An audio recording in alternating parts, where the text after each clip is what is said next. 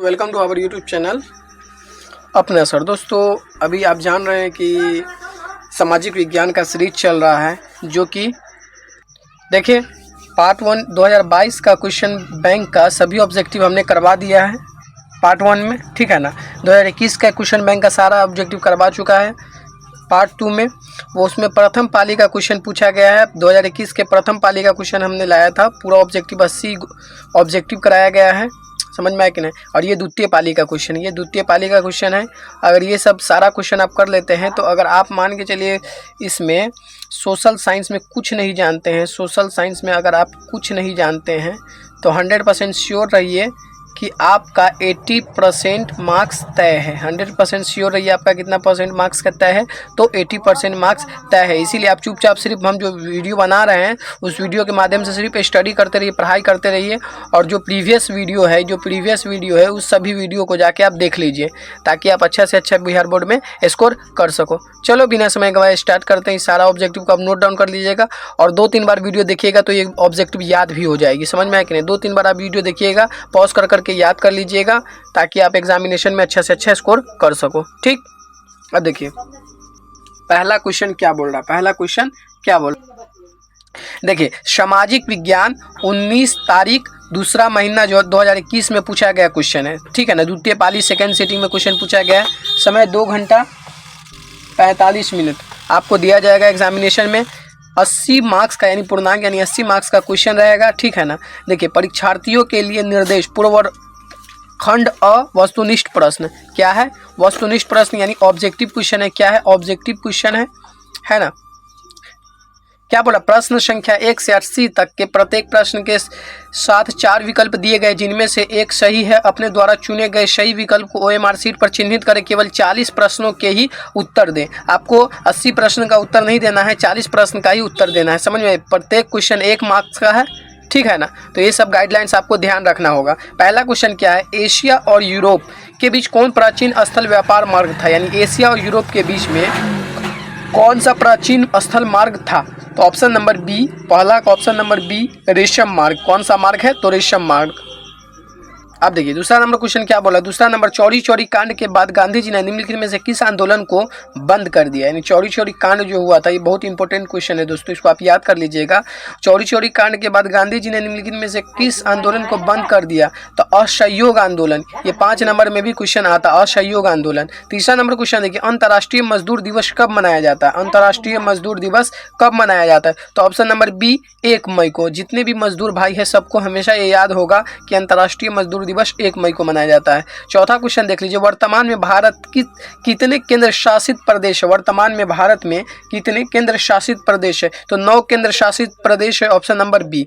अब देखिए पांचवा क्वेश्चन बहुत इंपॉर्टेंट है, जो कि 2021 के फर्स्ट सीटिंग में और 22 के फर्स्ट सीटिंग में पूछा गया है। क्वेश्चन नंबर 5, सूचना का अधिकार संबंधित कानून कब पारित हुआ। तो सूचना का अधिकार संबंधित कानून है ना 2005 ईस्वी में पारित हुआ, ऑप्शन नंबर बी। छठा नंबर क्वेश्चन देख लीजिए। छठा नंबर क्वेश्चन क्या है, ये भी इंपॉर्टेंट है। VVI देख रहे हैं, टैग लगा हुआ है VVI का, तो ये सब 100% आप याद कर ही लीजिएगा। किसने कहा था, लोकतंत्र जनता का जनता के द्वारा तथा जनता के लिए शासन है।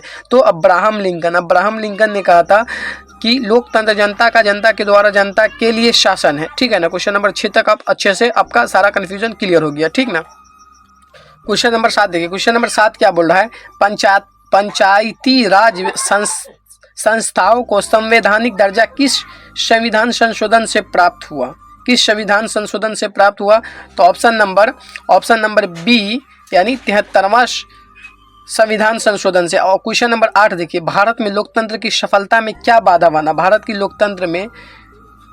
लोकतंत्र की सफलता में क्या बाधा बना। तो ऑप्शन नंबर डी यानी अशिक्षा, यानी शिक्षित व्यक्ति ज़्यादा नहीं थे, इसीलिए लोकतंत्र ज़्यादा सफल नहीं हो पाया। गरीबी ज़्यादा थी, बेरोजगारी ज़्यादा थी, इसीलिए लोकतंत्र की सफलता में ये सभी चीज़ बाधा रहे, इनमें से सभी, option number D. Question number 9 देखिए, बिहार में रज्जू मार्ग कहाँ स्थित है। बिहार में रज्जू मार्ग कहाँ स्थित है। तो ऑप्शन नंबर बी राजगीर में रज्जू मार्ग स्थित है। राजगीर से ही रज्जू लिया गया है, समझ में आया कि नहीं दोस्तों।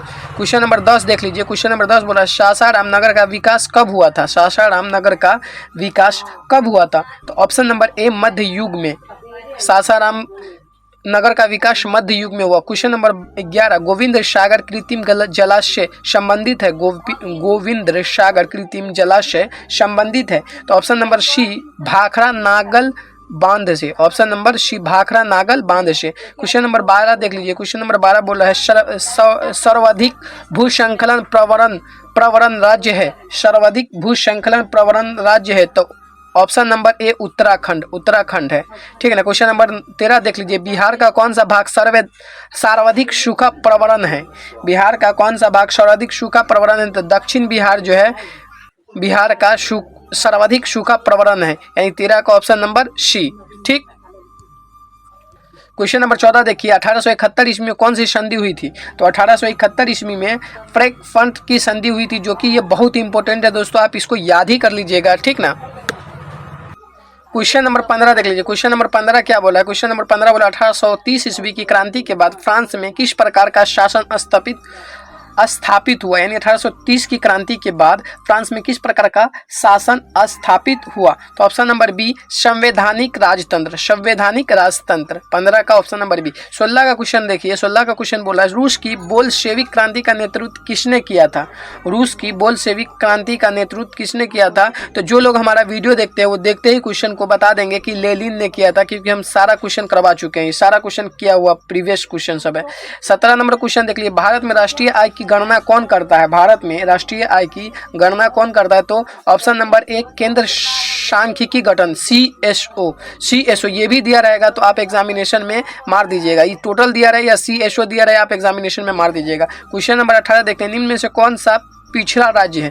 तो सब जानता है निम्न में से कौन सा पिछड़ा राज्य है। तो बिहार, क्योंकि हम लोग बिहार वासी है तो हम लोग अच्छे से जानते हैं कि बिहार बहुत पीछे हुआ राज्य है। ठीक है ना। क्वेश्चन नंबर 19 देखिए। आर्थिक क्रियाओं का क्या उद्देश्य है। आर्थिक क्रियाओं का क्या उद्देश्य है। तो ऑप्शन नंबर डी जीविकोपार्जन, यानी जीवन जीना ही आर्थिक क्रियाओं का उद्देश्य है।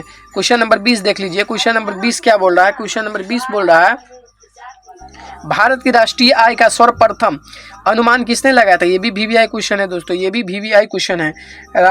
तो ऑप्शन नंबर इसका डी हो जाएगा। प्रीवियस क्वेश्चन ये भी पूछा जा चुका है। क्वेश्चन 2022 और 21 के एग्जामिनेशन में फर्स्ट सीटिंग में 2021 के और 22 के भी फर्स्ट सीटिंग में ये ऑब्जेक्टिव आ चुका है। भारत की राष्ट्रीय आय का सर्वप्रथम अनुमान किसने लगाया था। दादा भाई नौरोजी ने लगाया था।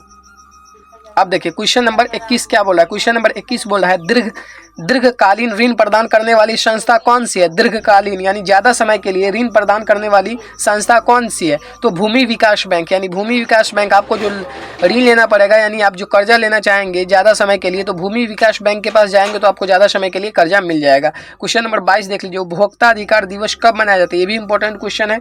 उपभोक्ता अधिकार दिवस 15 मार्च को मनाया जाता है। Option number B. 23 क्वेश्चन देख लीजिए। पंजाब में भूमि निम्नीकरण का मुख्य कारण क्या है। पंजाब में भूमि निम्नीकरण का मुख्य कारण क्या है। तो आंसर हो जाएगा इसका डी, यानी अधिक सिंचाई। यानी ये भी क्वेश्चन प्रीवियस क्वेश्चन है दोस्तों, ये भी पूछा जा चुका है क्वेश्चन, इसीलिए आप इसको भी याद कर लीजिएगा। ज़्यादातर क्वेश्चन सर आपको वही देखने को मिलेगा जो कि एग्जामिनेशन में पूछा जा चुका है दोस्तों, इसीलिए आप मैं जो ऑब्जेक्टिव का सीरीज करवा रहा हूँ उसको आप 100% याद कर लीजिए।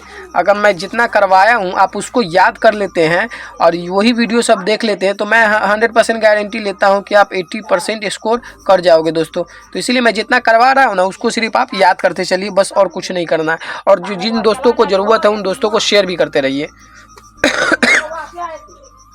ठीक है ना दोस्तों। क्वेश्चन नंबर 24 देख लीजिए। क्वेश्चन नंबर 24 है सोपानी कृषि प्रचलित है। सोपानी कृषि प्रचलित है। तो सोपानी कृषि प्रचलित है, इसका आंसर हो जाएगा ऑप्शन नंबर डी उत्तराखंड में। सोपानी कृषि ज़्यादातर कहाँ होता है, तो उत्तराखंड में, है ना। Question number 25। क्वेश्चन नंबर 25 का देख लीजिए। बिहार में प्रायः कैसी मिट्टी पाई जाती है। बिहार में प्रायः कैसी मिट्टी पाई जाती है। 25 का ऑप्शन हो जाएगा सी। 25 का ऑप्शन कौन हो जाएगा, जलोढ़ मिट्टी, ऑप्शन नंबर सी।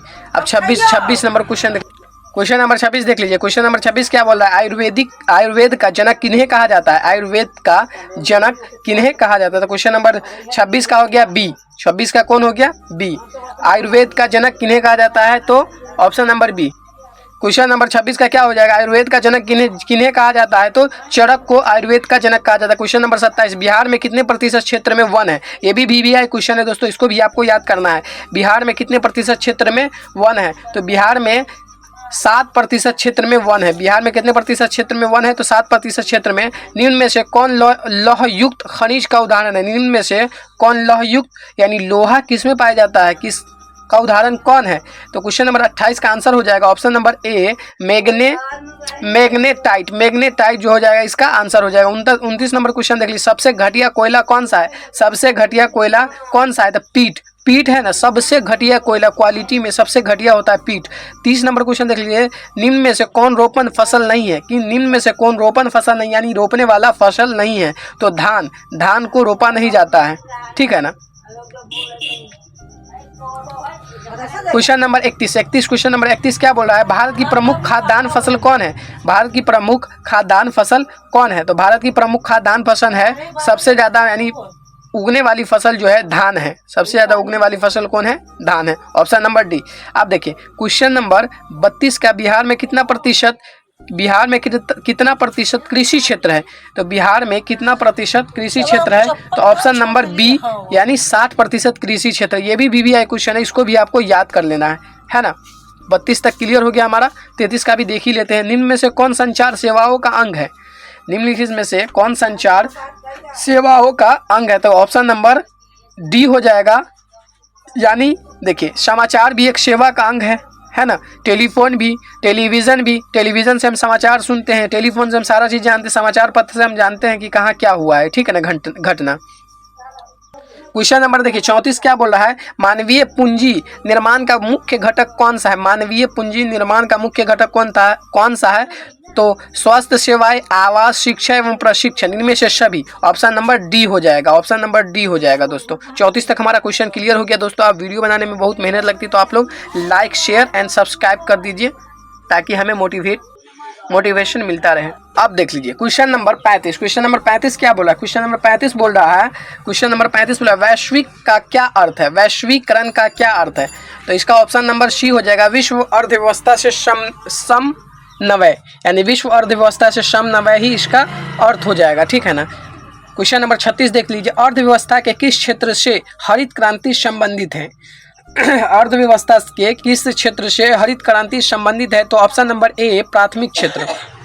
क्वेश्चन नंबर 37 देख लीजिए, निम्नलिखित में से कौन सा संसाधन भारत में मुद्रा जारी करने के लिए अधिकृत है? निम्नलिखित में से कौन सा संसाधन भारत में मुद्रा जारी करने के लिए अधिकृत है? तो क्वेश्चन नंबर 37 का ऑप्शन नंबर ए यानी रिजर्व बैंक ऑफ इंडिया। ये भी बहुत इंपॉर्टेंट क्वेश्चन सब है दोस्तों, याद करते चलिए आप लोग। क्वेश्चन नंबर 38 देख लीजिए, बिहार राज्य है कैसा राज्य है? बिहार राज्य है कैसा राज्य है? कृषि प्रधान राज्य है, इस सबको पता होगा दोस्तों। जो बिहार वासी है सबको पता होगा कि बिहार राज्य कृषि प्रधान राज्य है। क्वेश्चन नंबर 39 देख लीजिए, क्वेश्चन नंबर 39 में से कौन हमारे रहन सहन के स्तर को प्रभावित करता है? तो क्वेश्चन नंबर 39 का आंसर हो जाएगा ऑप्शन नंबर बी राष्ट्रीय आय। राष्ट्रीय आय हमारे रहन सहन को प्रभावित करता है ना।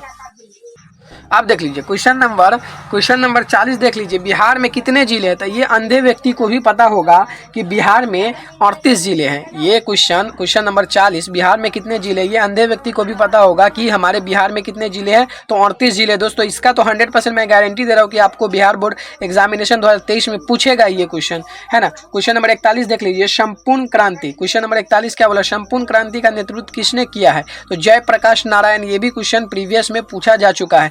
क्वेश्चन नंबर 42, बांग्लादेश कब स्वतंत्र हुआ? बांग्लादेश कब स्वतंत्र हुआ? क्वेश्चन नंबर 42, बांग्लादेश कब स्वतंत्र हुआ? तो ऑप्शन नंबर सी यानी 1971 ईस्वी में बांग्लादेश स्वतंत्र हुआ। क्वेश्चन नंबर 43, भारत में किस राज्य में सर्वप्रथम पंचायती राज की शुरुआत हुई? भारत के किस राज्य में सर्वप्रथम पंचायती राज्य की शुरुआत हुई? तो ऑप्शन नंबर ए यानी राजस्थान में। राजस्थान में सबसे पहले पंचायती राज्य की शुरुआत हुई। क्वेश्चन नंबर 44, निम्नलिखित में से कौन केंद्र शासित प्रदेश है? निम्नलिखित में से कौन केंद्र शासित प्रदेश है? तो ऑप्शन नंबर सी यानी चंडीगढ़। चंडीगढ़ क्या है? केंद्र शासित प्रदेश है। क्वेश्चन नंबर 45 देख लीजिए, संघ सरकार का उदाहरण है। संघ सरकार का उदाहरण कौन है? तो ऑप्शन नंबर डी यानी इनमें से सभी। संघ सरकार का उदाहरण अमेरिका, भारत, कनाडा, यानी तीनों जो देश है, तीनों देश का जो सरकार है एक साथ है, इसीलिए संघ सरकार का ये उदाहरण है, अमेरिका, भारत और कनाडा। क्वेश्चन नंबर 46 देख लीजिए, भारत का केंद्रीय बैंक कौन है? भारत का केंद्रीय बैंक कौन है? ये VBI क्वेश्चन है दोस्तों, ये आप याद कर लीजिएगा 100% कुछ, क्योंकि क्वेश्चन पूछने का चांस है। क्वेश्चन नंबर 46 का option number C Reserve Bank of India है ना। 46 तक आपका क्लियर हो गया। 47 नंबर क्वेश्चन देख लीजिए, 47 नंबर क्वेश्चन क्या बोला है? कृषि उत्पादन के मानकीकरण के लिए किस मानक का प्रयोग किया जाता है? कृषि उत्पादों के मानकीकरण के लिए किस मानक का प्रयोग किया जाता है? तो ऑप्शन नंबर बी हो जाएगा एग मार्क का उपयोग किया जाता है। किसका उपयोग किया जाता है? एग मार्क का। 48 नंबर क्वेश्चन, निम्न में से कौन प्राथमिक क्षेत्र से संबंधित है? निम्न में से कौन प्राथमिक क्षेत्र से संबंधित है? कृषि क्षेत्र। ये भी इंपॉर्टेंट क्वेश्चन है दोस्तों, इसको भी आप याद ही कर लीजिएगा। क्वेश्चन नंबर 49, 3 कठिया प्रणाली किन पर लागू है? तीन कठिया प्रणाली किन पर लागू है? तो किसानों पर यह प्रणाली लागू है। क्वेश्चन नंबर 50, जालियांवाला बाग हत्याकांड की जांच के लिए सरकार ने किस समिति का गठन किया था? जालियांवाला बाग हत्याकांड की जांच के लिए सरकार ने किस कमेटी का अध्ययन किया जाता है? ऑप्शन नंबर ए हंटर समिति का गठन किया था। Question number 51, doctor Rajendra Prasad का जन्म स्थान कहाँ है? डॉक्टर राजेंद्र प्रसाद का जन्म स्थान क्या है, कहाँ है? तो ऑप्शन नंबर बी बिहार में। सब जानते हैं कि बिहार वासी थे doctor Rajendra Prasad. Question number 52 देख लीजिए, कोलकाता जलप्रपात बिहार के किस जिले में स्थित है? कोलकाता जलप्रपात किस जिले में स्थित है? ककोलत जलप्रपात किस जिले में स्थित है? तो ऑप्शन नंबर बी नवादा जिले में ककोलत जलप्रपात स्थित है। क्वेश्चन नंबर 53 देख लीजिए, क्वेश्चन नंबर 53 बोला किस देश की सीमा बिहार से जुड़ी है? किस देश की सीमा बिहार से जुड़ी है? तो नेपाल ऐसा देश है जिसकी सीमा बिहार से जुड़ी है। ये सबको पता होगा, बिहार भाषी जो भी है, क्योंकि नेपाल के जस्ट बगल में है बिहार, इसीलिए नेपाल की सीमा बिहार से जुड़ी। गठबंधन की सरकार बनाने के लिए किस प्रकार की दलीय व्यवस्था की जरूरत है? गठबंधन की सरकार बनाने के लिए किस प्रकार की दलीय व्यवस्था की जरूरत है? तो ऑप्शन नंबर सी बहुदलीय व्यवस्था, यानी जिसके पास सबसे ज्यादा होगा वही उन्हीं का सरकार केंद्र में बनेगा, उन्हीं का सरकार राज्य में बनेगा। ठीक है ना। 54 तक आपका क्लियर। क्वेश्चन नंबर 55 देख लीजिए, क्वेश्चन नंबर 55 क्या बोल रहा है? क्वेश्चन नंबर 55 बोल रहा है भारतीय जनता पार्टी के प्रथम अध्यक्ष कौन थे? भारतीय जनता पार्टी के प्रथम अध्यक्ष कौन थे? तो option number D Atal Bihari Vajpayee, जो कि ये भी VBI क्वेश्चन है, ये भी VBI क्वेश्चन है, ये भी प्रीवियस में पूछा जा चुका है क्वेश्चन। क्वेश्चन नंबर 56 देख लीजिए, भारत में राष्ट्रीय आपातकाल की घोषणा कब हुई? भारत में राष्ट्रीय आपातकाल की घोषणा कब हुई? तो ऑप्शन नंबर बी 1975 ईस्वी। दोस्तों जो भी भारतवासी होंगे, जो हमारे दादा परदादा, उन सभी को पता है कि 1975 ईस्वी में भारत में आपातकाल घोषित हुआ था। समझ में आया कि नहीं? वो बहुत बुरा समय था। क्वेश्चन नंबर 57 देख लीजिए, भूकंप केंद्र के ऊर्ध्वाधर पृथ्वी पर स्थित केंद्र को कहते हैं? भूकंप केंद्र के ऊर्ध्वाधर पृथ्वी पर स्थित केंद्र को कहते हैं, क्या कहते हैं? तो ऑप्शन नंबर क्वेश्चन नंबर 57 का ऑप्शन नंबर बी अधिक केंद्र कहते हैं, है ना। क्वेश्चन नंबर 58 देख लीजिए, सुनामी संबंधित है, किससे संबंधित है? ऑप्शन नंबर सी समुद्र से। सुनामी किससे संबंधित है? तो ऑप्शन नंबर सी समुद्र से। 59 नंबर क्वेश्चन देख लीजिए, मलबे के नीचे दबे लोगों का पता लगाने के लिए किस यंत्र का उपयोग करते हैं? मलबे के नीचे दबे लोगों का पता लगाने के लिए इंफ्रारेड कैमरा का उपयोग करते हैं। ऑप्शन नंबर सी 59 का option number C. 60 number question देख लीजिए, 60 नंबर क्वेश्चन बोला है निम्न में से कौन प्राकृतिक आपदा है? यानी प्राकृतिक आपदा कौन है? तो ये भी VBI क्वेश्चन है, ये भी प्रीवियस में पूछा जा चुका है दोस्तों। तो प्राकृतिक आपदा जो खुदा के देन से दिया गया हो वही प्राकृतिक आपदा कहलाता है, यानी भूकंप जो भगवान की दया से दिया गया हो वही प्राकृतिक आपदा कहलाता है, भूकंप। देखिए, आग लगना भी एक मानव निर्मित आपदा है, बम विस्फोट करना भी कोई भी इंसान कर सकता है, रासायनिक दुर्घटना कोई भी कर सकता है, लेकिन भूकंप कोई इंसान नहीं ला सकता है। 60 तक आपका क्लियर। क्वेश्चन नंबर 61 देख लीजिए, क्वेश्चन नंबर 61 बहुत इजी है। क्वेश्चन नंबर 61 क्या बोला? निम्न में से कौन खरीफ फसल की उदाहरण है? निम्नलिखित में से कौन खरीफ फसल की उदाहरण है? तो ऑप्शन नंबर डी, यानी धान जो है खरीफ फसल की उदाहरण है। क्वेश्चन नंबर 62 देख लीजिए, ऑपरेशन फ्लड क्या है? ऑपरेशन फ्लड क्या है? तो ऑप्शन नंबर बी डेयरी विकास। Question number 63, Reserve Bank of India की स्थापना कब हुई? Question number 63, Reserve Bank of India की स्थापना कब हुई? तो 1935 ईस्वी में रिजर्व बैंक ऑफ इंडिया की स्थापना हुई। भारत में 64 नंबर क्वेश्चन, भारत में पहली सूती मिल कहाँ स्थापित की गई? भारत में पहली सूती मिल कहाँ स्थापित की गई? तो ऑप्शन नंबर बी मुंबई में। भारत के मुंबई शहर में एक पहली मिल सूती की मिल स्थापित की गई। क्वेश्चन नंबर 65 देख लीजिए, जर्मनी के एकीकरण के लिए कौन उत्तरदायित्व था? जर्मनी के एकीकरण के लिए कौन उत्तरदायित्व था? तो ऑप्शन नंबर बी बिस्मार्क उत्तरदायित्व था। क्वेश्चन नंबर 66, फ्रैंकफर्ट की संधि किस वर्ष हुई थी? फ्रैंकफर्ट की संधि किस वर्ष हुई थी? ऑप्शन नंबर डी 1871 ईस्वी में फ्रैंकफर्ट की संधि हुई थी। ये भी VBI क्वेश्चन है दोस्तों, इसको भी आप याद कर लीजिएगा, है ना। 67 तक आपका 66 तक आपका क्लियर। 67 क्वेश्चन करवा दे। सेफ्टी लैम्प का आविष्कार किसने किया था? सेफ्टी लैम्प का आविष्कार किसने किया था? हम्फ्री डेवी ने सेफ्टी लैम्प का आविष्कार किया था। ठीक, अब देखिए क्वेश्चन नंबर देख लीजिए। क्वेश्चन नंबर 68 क्या बोला? क्वेश्चन नंबर 68 बोला भारत छोड़ो आंदोलन का प्रसिद्ध नारा क्या था? भारत छोड़ो आंदोलन का प्रसिद्ध नारा था करो या मरो। इसीलिए कहा जाता है यार एग्जामिनेशन में करो या मरो। करो मेहनत तो एकदम अच्छे से करो, करो मेहनत तो 90% लाने के लिए करो, करो मेहनत तो टॉप करने के लिए करो, है ना। और नहीं करना तो मत करो, करो या मरो। तभी मिलता है आज़ादी, तभी मिलता है टॉप 10 में रैंक। समझ में आया कि नहीं दोस्तों? ये लाइन को अपने पूर्वजों का याद रखिएगा। भारत छोड़ो आंदोलन का प्रसिद्ध नारा था करो या मरो, ठीक है ना। करो या मरो, या तो जीत मिलेगी या तो कहानी खत्म। क्वेश्चन नंबर 59 देख लीजिए, 69 देख लीजिए, समाजवादी की बाइबल किसे कहा जाता है? समाजवादियों की बाइबल किसे कहा जाता है? तो क्वेश्चन नंबर 59 हो गया, दास कैपिटल को समाजवादी की बाइबल कहा जाता है, option number B. Question number 70 देख लीजिए, भारतीय राष्ट्रीय कांग्रेस की स्थापना कब हुई? भारतीय राष्ट्रीय कांग्रेस की स्थापना 1885 ईस्वी में हुई। ये भी VBI क्वेश्चन है, हर बार पूछता है। क्वेश्चन नंबर 71, गांधी जी ने भारत में सत्याग्रह का पहला प्रयोग कहाँ किया था? गांधी जी ने भारत में सत्याग्रह का पहला प्रयोग कहाँ किया था? जो भी बिहार भाषी होंगे उन सभी को पता है कि चंपारण में सबसे पहला सत्याग्रह का प्रयोग किया था, जिसे चंपारण सत्याग्रह के नाम से जाना जाता है, ठीक है ना। 71 नंबर क्वेश्चन का क्लियर। 72 नंबर क्वेश्चन क्या बोला? 72 नंबर क्वेश्चन, मुद्रण का आविष्कार कहाँ हुआ? मुद्रण का आविष्कार कहाँ हुआ? तो ऑप्शन नंबर सी यानी चीन में मुद्रण का आविष्कार हुआ। क्वेश्चन नंबर 73 देख लीजिए, भारत में सबसे लंबा बांध कौन है? भारत में सबसे लंबा बांध कौन है? तो ऑप्शन नंबर बी यानी हीराकुंड बांध। हीराकुंड बांध है ऐसा जो सबसे लंबा भारत में बांध है। 74 नंबर क्वेश्चन क्या बोला? किस खनिज को उद्योगों की जननी कहा जाता है? किस खनिज को उद्योगों की जननी कहा जाता है? तो लोहा को उद्योगों की जननी कहा जाता है। समझ में आया कि नहीं दोस्तों?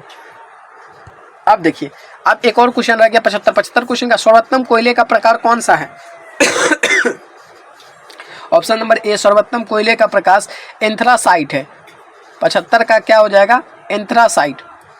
जो सबसे अच्छा कोयला है उसका प्रकार कौन सा है? तो एंथ्रासाइट।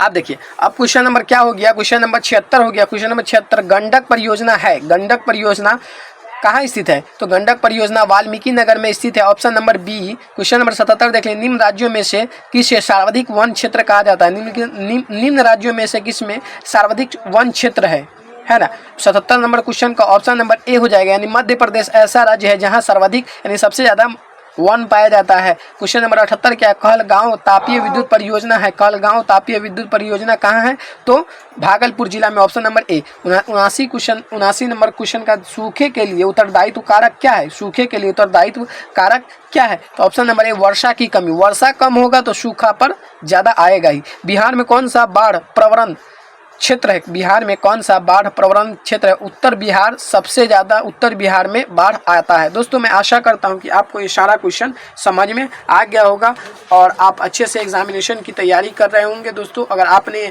हमारा प्रीवियस वीडियो नहीं देखा है तो मैं बार बार गुजारिश कर रहा हूँ, बार बार आपसे ये कर रहा हूँ कि आप प्रीवियस वीडियो जाके देख लीजिए। 2022 का क्वेश्चन बैंक का सभी ऑब्जेक्टिव कराया गया है। सोशल साइंस का 2021 का क्वेश्चन बैंक का सभी ऑब्जेक्टिव करवाया गया सोशल साइंस का, है ना। पार्ट 1 पार्ट 2 के फॉर्म में है। इसका एक प्लेलिस्ट बना दिया गया, प्लेलिस्ट में भी जाके इसको चेक कर सकते हैं। प्लेलिस्ट बना दिया गया, आप इसको प्लेलिस्ट में भी जाके चेक कर सकते हैं। अगर आपको 90% लाना है, 80% लाना है, 70% लाना है, कितना भी प्रतिशत लाना है तो आपको ये वीडियो देखना ही पड़ेगा, 100% देखना पड़ेगा, क्योंकि आपको अच्छा करना है तो पढ़ना पड़ेगा। पढ़िएगा तभी अच्छा करिएगा। समझ में? तब तक के लिए जय हिंद जय भारत। मिलते हैं नए वीडियो के। Stay blessed, stay inspired and I love you all.